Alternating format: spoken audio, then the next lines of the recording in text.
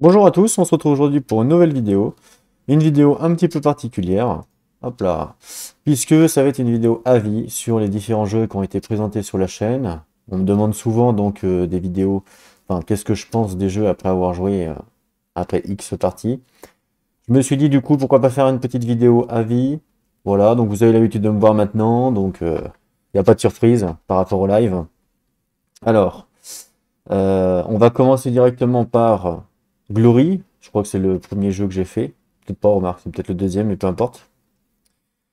Donc on va commencer par Glory pour donner mon avis. Donc voici Glory. Normalement, vous devriez voir si je fais ça, un petit extrait. Alors je vous invite, pour ceux qui n'auraient pas vu le jeu, d'aller directement voir sur la chaîne la partie découverte. Voilà un petit extrait. Voilà, donc du coup, Glory. Alors le jeu, il coûte combien le jeu?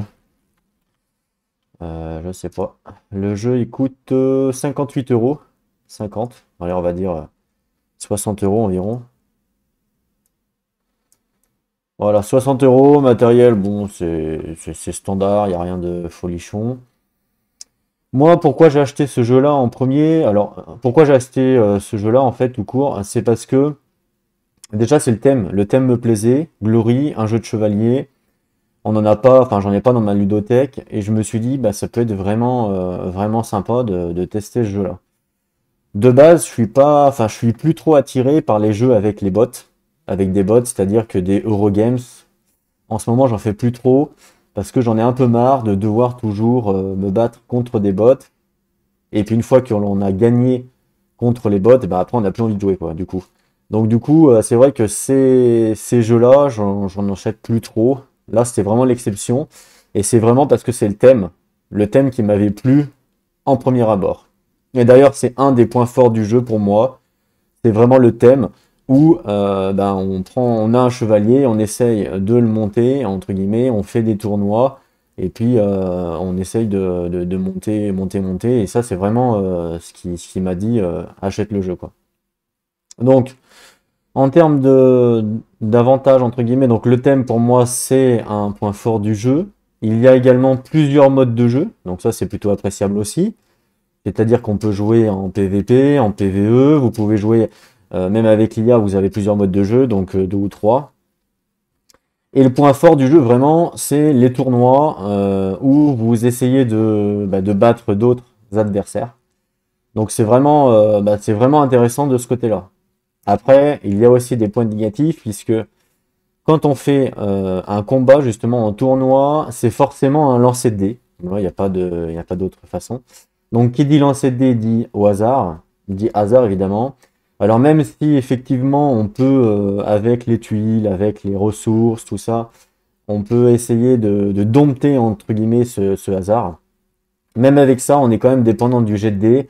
C'est-à-dire que sur votre premier combat sur un tournoi, si vous faites un jet de dés un peu pourri, bah, derrière, vous allez utiliser des composants, ce qui fait que quand vous allez monter au niveau 2, bah, ces composants-là, vous les aurez plus, etc., etc. Donc en fait, on est quand même dépendant du jet de dés initial. Si vous faites que des bons jets de dés, ben, ça va être beaucoup plus facile pour vous, évidemment. Donc pour moi, ça c'est un des points faibles du jeu, c'est tout ce qui est lancer de dés. On peut le gérer, mais difficilement, surtout en début de game. Le point faible aussi pour moi en tout cas, c'est la montée en puissance. J'ai pas retrouvé cette montée en puissance. Je voulais vraiment upgrade mon chevalier et monter en puissance à la fin, être vraiment fort. Et c'est quelque chose qui manque pour moi parce que par exemple mon chevalier, on commence donc niveau 2 ou même vous pouvez commencer niveau 1. Mais pour vous acheter un nouveau cheval et puis un nouvel équipement, une nouvelle armure, bah, c'est très simple en fin de compte. Donc du coup, n'importe qui, même au premier round, peut avoir une armure niveau 3, niveau 4. Et j'ai trouvé ça un peu dommage de ne pas retrouver cette montée en puissance où on commence en bas de l'échelle et hop, on monte petit à petit et on devient de plus en plus puissant. Là, j'ai pas vraiment ressenti ça, donc pour moi, c'est vraiment un point négatif parce que je m'attendais à ça en fait, tout simplement. Voilà à peu près pour Glory en termes de points négatifs, points positifs. Est-ce que je conseille le jeu? Alors en solo, je dirais que non, je ne le conseille pas. Pourquoi? Bah, parce que simplement le point fort du jeu, comme je vous ai dit, c'est les tournois, donc les combats entre guillemets. mais les combats contre d'autres joueurs. Ça peut être intéressant. Contre l'IA, c'est pas réellement super intéressant, même si effectivement le jeu propose plusieurs modes de jeu. Moi, je le conseillerais pas en solo. En multi, peut-être pourquoi pas. Après, il aura certainement d'autres plus-values en multi ou inversement d'autres points négatifs, puisque par exemple, quand vous faites des combats contre des chevaliers fictifs, quand vous jouez à plusieurs, ben vous les faites dans votre coin et du coup, les autres personnages, enfin les autres personnes qui jouent peuvent, si elles perdent leur premier round, par exemple, elles peuvent s'embêter au bout d'un certain temps, s'ennuyer quoi. Donc voilà, il y aura certainement d'autres points positifs. Attention, moi tous les avis que je donne, évidemment, c'est pour du jeu solo, évidemment, parce que j'ai joué qu'en solo. Et j'ai pas la science infuse, hein, je peux dire des bêtises. Et évidemment, c'est purement personnel, tous les points, tout ce que je vais vous dire, puisque vous pouvez peut-être penser la même chose ou pas, vous avez le droit. Voilà, c'est juste mon ressenti à moi. Après X games, Glory, j'ai fait quand même 6-7 games. Et est-ce que je vais y rejouer? Je ne pense pas. Je pense avoir fait le tour du jeu. Voilà. Donc c'est pour ça que je vous dis, pour moi, il est quand même 60 € le jeu pour faire 6-7 games. Pour moi, c'est un petit peu trop cher. Après, si, évidemment, je pouvais jouer en multi, peut-être que ça redonnerait un second souffle. Mais c'est pas le cas. En tout cas, pour le solo, moi, perso, je le conseille pas. Trop cher. Il y a d'autres jeux qui proposent d'autres choses au même prix à peu près. Enfin, on va en voir d'ailleurs. Et qui sont beaucoup mieux. Donc voilà, mon avis sur Glory.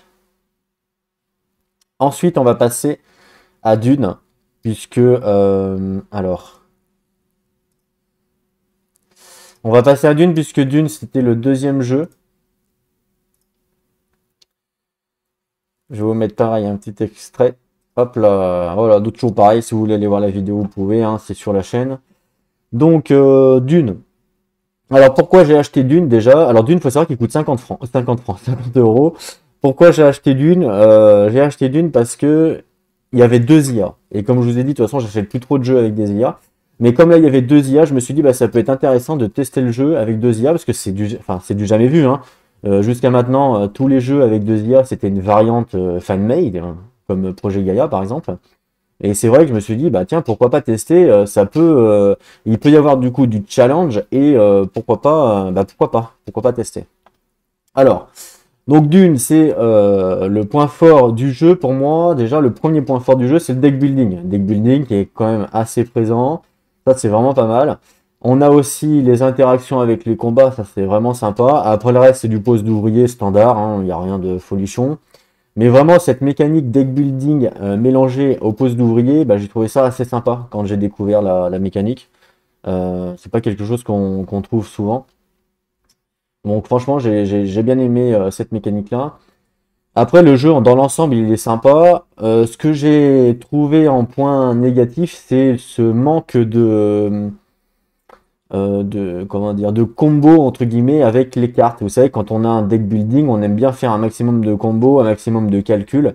Et là, du coup, j'ai trouvé que ça manquait un peu. Alors, des fois, on va vous dire, bon, bah, si vous avez une carte Béné machin, une autre carte Béné machin, vous gagnez +1. Si vous avez autre chose, vous gagnez ça. Mais voilà, ça s'arrête à là. Il n'y a pas énormément de combos pour un deck building. J'ai trouvé ça un petit peu dommage. Et puis, ce qui m'a aussi, le point négatif qui m'a aussi rebuté, c'est l'IA qui ne va pas réellement jouer comme un humain. Ça, faut le savoir. L'IA va plus aller au niveau par exemple, dans les combats, elle va pratiquement faire tous les combats. Tous les combats, elle va le faire et elle va essayer de gagner tous les combats. Donc, qu'un humain ne pourra pas faire, parce un humain n'aura pas, évidemment, à chaque fois des cubes, il n'aura pas des troupes. Donc ça, c'est un des points faibles pour moi. Je pense que ce jeu-là, il est quand même mieux et il est fait pour le multi justement à cause de son interaction du combat, ce qui est pour moi, ce qui est un point fort, hein, clairement. En fait, c'est un point fort en multi, mais en solo, ça en devient un point faible puisque l'IA, malheureusement, la gestion de l'IA fait que fait qu'elle fait tous les combats et que bah, vous allez essayer d'en gagner un ou deux pour essayer de gagner la partie évidemment. Donc du coup vous allez prendre des troupes et dans un combat vous allez essayer de le gagner. Mais sinon à chaque fois l'IA elle va tout le temps essayer de mettre un cube, deux cubes.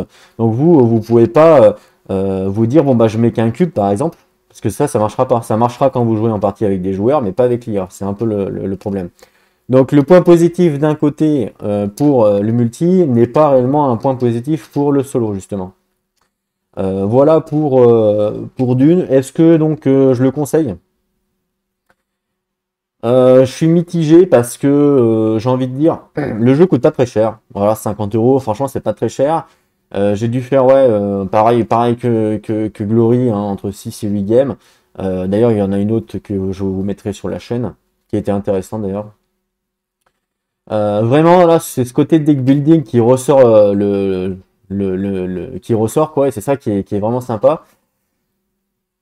J'ai envie de dire, si vous avez l'occasion de jouer en multi et que le mode solo est là simplement pour vous amuser de temps en temps, mais que vous pouvez sortir le jeu en multi, je dirais ok, allez-y, parce que le jeu est quand même basé, enfin, est fait pour moi pour du multi, justement avec son combat, c'est ça qui est bien, c'est ça qui est fort dans le jeu.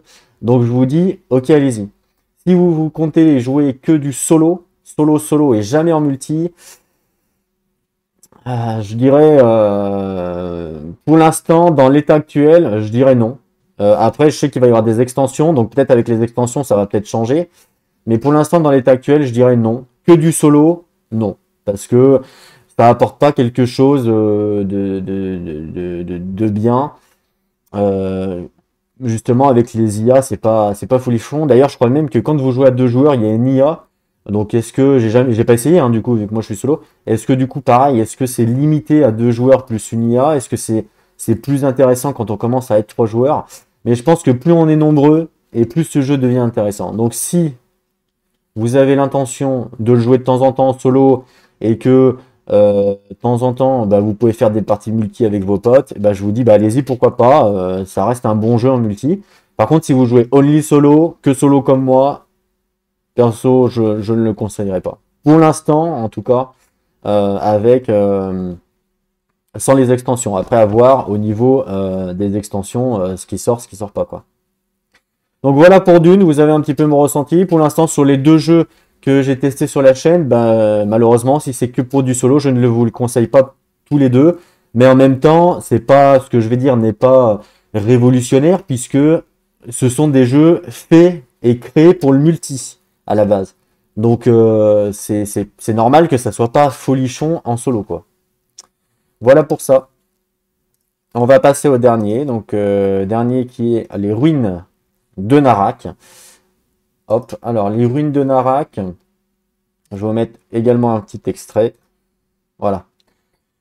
Les ruines de Narak. Alors pourquoi je l'ai acheté? Et ben simplement coup de cœur pour moi au niveau de la DA. Attention, hein, pas au niveau du jeu. Au niveau de la DA, coup de cœur, quand je l'ai vu, je l'ai trouvé vachement beau le jeu. Enfin, je sais pas, après ça c'est mon point de vue à moi. Je l'ai trouvé super beau. Donc je me suis dit bon vas-y, ce qui m'a aussi fait que je l'achète, c'est que le créateur du jeu a sorti une extension pour améliorer l'IA. Bon, ça c'est assez anecdotique, on va dire.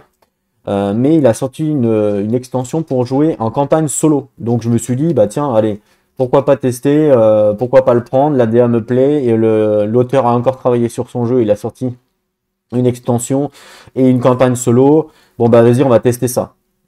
Généralement, quand il y a une campagne solo dans un jeu comme ça, Eurogames, avec une IA, ça m'intéresse beaucoup plus que quand il n'y a pas de mode campagne, ce qui est logique. Par exemple, Maracaibo, j'ai fait la campagne entière, alors peut-être pas sur la chaîne parce que c'était avant, mais j'ai fait la campagne entière. C'est un jeu que j'ai acheté simplement parce qu'il y avait une campagne, sinon, je pense pas l'avoir, je ne l'aurais pas acheté sinon. Donc l'ADA, ça c'est plutôt, pour moi, il est joli, quoi, tout simplement, hein, ça c'est personnel. Le point fort du jeu pour moi, c'est le calcul. Il y a du calcul à foison dans le jeu, c'est-à-dire que vous pouvez faire une action, une autre action, c'est ça qui est intéressant. En gros, si vous donnez les mêmes ressources à un moment donné à deux joueurs différents, c'est un petit peu comme Mage Knight, entre guillemets, et ces deux joueurs-là ne vont pas forcément faire les mêmes actions avec les mêmes ressources. Et c'est ça qui est intéressant, c'est ça qui devient intéressant dans le jeu. C'est que c'est du calcul, et qu'il y a quand même pas mal de possibilités au niveau du calcul. Moi, ça, j'ai trouvé ça bien. Enfin, voilà, c'est personnel. L'IA, dans tous les jeux que je vous ai cités, hein, que ce soit Dune, Ruin et puis Glory, l'IA est facile à gérer. Dans les trois jeux, là, on peut pas dire que c'est difficile à gérer, que c'est prise de tête. Pas du tout. Là, dans les trois jeux, l'IA est facile à gérer, donc c'est quelque chose, c'est pour ça que je ne l'ai pas forcément dit. Parce que vu que c'est plus un avis sur ces 3 jeux-là, ben c'est pas réellement un point fort par rapport aux autres, puisque les 3 sont faciles à gérer. C'est pas par exemple comme On Mars où l'IA est difficile à gérer, par exemple. Donc là, l'IA évidemment est facile à gérer. Les ruines de Narak, donc, ça j'ai bien aimé, donc le calcul j'ai bien aimé. Au niveau des extensions que a sorti l'auteur en plus, donc ce qui est bien c'est qu'il y a les cartes violettes, donc ça c'est un petit plus pour donner un peu plus de challenge à l'IA. Par contre la deuxième extension au niveau des objectifs, ça pour moi c'est assez c'est pas le top, voilà. C'est pas le top, j'ai pas aimé personnellement. Ça rajoute de la lourdeur au jeu juste pour donner entre 2 et 6 points à l'IA. Et en plus, vous êtes obligé de contrer une IA, chose que je n'aime pas. Je préfère faire moi-même mon jeu, pas forcément contrer. Quand par exemple je joue avec d'autres personnes, eh ben, je vais pas forcément aller les contrer. Je peux le faire de temps en temps pour les embêter, mais mon jeu ne va pas être basé là-dessus. Mon jeu va être basé sur ma stratégie à moi et mes calculs à moi, et pas forcément contrer quelqu'un. Logique. Donc du coup, ça j'ai pas trop aimé cette deuxième extension-là, donc je m'en servirai plus, hein, clairement. Après la campagne, je ne l'ai pas encore faite. Je compte bien la faire évidemment. Par contre, j'ai fait pas mal de parties en solo. J'ai même fait une partie avec 2 IA que vous retrouverez bientôt sur la chaîne. Voilà. Et j'ai aussi joué sur VGA en multi. Voilà, c'est la première fois du coup que je joue en multi à un jeu. Donc celui-là. Alors celui-là, on a la possibilité de jouer sur VGA. Donc ça, c'est assez bien. D'ailleurs, je vous invite à venir sur le Discord si vous souhaiteriez jouer un jour sur BGA. Alors BGA, pour ceux qui ne savent pas, c'est gratuit, hein, il y a juste à faire un compte et voilà, vous pouvez jouer en ligne. Il n'y a pas besoin d'installer le logiciel, rien du tout. C'est juste pour pouvoir jouer. Voilà, c'est tout. Donc j'ai fait quelques parties avec des gens du Discord. Franchement, c'était super agréable. Après, voilà, encore une fois, en multi, ça n'a pas la même saveur qu'en solo. Même si le solo est très bon, en multi, il y a quand même un level au-dessus. Ça, c'est clair. Mais ça, c'est tous les jeux, malheureusement, qui sont comme ça, prévus pour le multi et qu'on donne avec une IA. Forcément, il y a une saveur un peu plus savoureuse quand on joue en multi. Néanmoins, le solo des ruines de Narak, franchement, ne m'a pas déplu. Il était plutôt sympa. L'IA facile à gérer. Il n'y a pas eu trop de problèmes. J'ai apprécié ma game, quoi, entre guillemets. J'ai apprécié mes games. Le truc négatif quand même pour moi dans ce jeu, c'est que d'ailleurs c'est un point négatif aussi qu'on pourrait retrouver dans Dune, c'est que en termes de gain de points de victoire, parce que le but évidemment c'est de faire un maximum de points de victoire, et ben on est obligé de faire certaines stratégies, par exemple la piste, je sais pas si vous pouvez voir, donc la piste tout à gauche dans la vidéo, enfin tout à droite du coup, dans la vidéo. La piste, on est obligé de monter dessus pour faire un maximum de points. Et puis, le deck building est quand même très limité dans ce jeu-là. Voilà, c'est-à-dire que vous allez récupérer 2, 3, 4, 5 cartes maximum dans une game. Ou si vous jouez que les artefacts, allez même jusqu'à 8. Mais c'est très limité. C'est pas comme Dune qui est beaucoup plus basé sur le deck building, justement. Voilà. Donc c'est un mélange de deck building et de pose d'ouvrier, mais en termes de deck building, on est beaucoup plus limité. C'est pas du tout la force du jeu ne va pas se retrouver là-dessus. La force du jeu va se retrouver plus dans le calcul. Voilà, dans notre calcul, qu'est-ce qu'on va pouvoir faire avec telle ressource. Voilà, c'est ça la force du jeu. Et le point, le fait de devoir forcément suivre des objectifs pour rester concurrent de l'IA ou notre adversaire, bah, pour moi c'est un point négatif. Voilà, parce que par exemple, je peux pas jouer qu'avec les cartes, parce que ça marchera pas. Donc on est obligé de monter sur la piste, malheureusement, et par exemple, pour donner un exemple, hein. Donc ça c'est dommage. Pareil, dans Dune, c'est quelque chose que je n'ai pas dit, mais pour gagner, il y a 3 façons. Soit il faut des points de victoire, soit on les prend avec les alliances, soit on les prend avec les cartes du désert, là, soit on gagne les combats. 3 façons, simplement. J'ai trouvé ça un petit peu limité aussi. J'aime bien quand il y a plein de façons de gagner dans un jeu. Plein de façons de marquer des points de victoire, par exemple. Et pas être basé sur une ou deux stratégies. Voilà. Donc ça, c'est les reproches que je pourrais faire autant à Dune qu'à Narak, où vous êtes obligé de suivre une trame, entre guillemets, parce que sinon vous êtes derrière en termes de points, il n'y a pas le choix. Mais après, le jeu offre quand même beaucoup de possibilités et beaucoup de stratégies, puisque vous allez monter sur la piste, justement, mais pour monter sur la piste, vous allez devoir avoir des ressources, et pour avoir des ressources, vous allez faire plein de choses différentes. Et c'est ça qui est fort dans ce jeu-là, c'est le nombre de possibilités qui est possible, et plus vous avancez dans les rounds, plus le nombre de possibilités augmente. Donc j'ai trouvé ça vraiment intéressant. Pour moi, voilà à peu près pour les critiques des trois jeux, hein. Pour moi, le plus...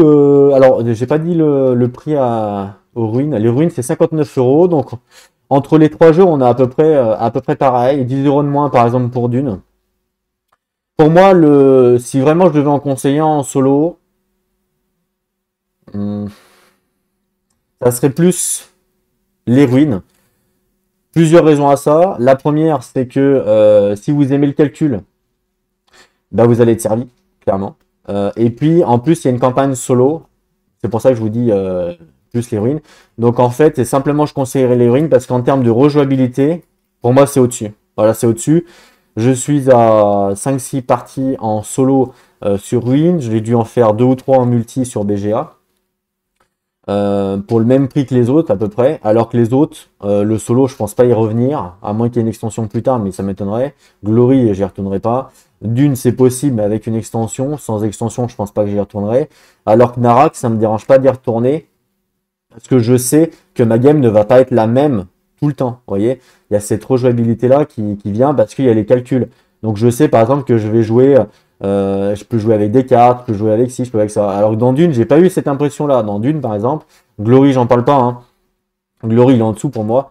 Dune, j'ai pas eu cette impression-là. Dune, voilà, vous prenez vos cartes. J'ai moins eu cette impression de choix à outrancière que l'on peut faire durant la game. Alors que Ruin, vraiment, en termes de choix, pour moi, il était au-dessus. Donc pour moi, c'était mon préféré parmi les trois, clairement. Donc celui que je vous conseillerais en solo, c'est les ruines. Voilà. Dune, attention, Dune n'est pas mauvais, hein. Dune est très bon, mais je vous dis, il est bon pour moi avec le multi. Voilà. Et je pense que si Dune est un très bon jeu en multi, mais ouais, voilà.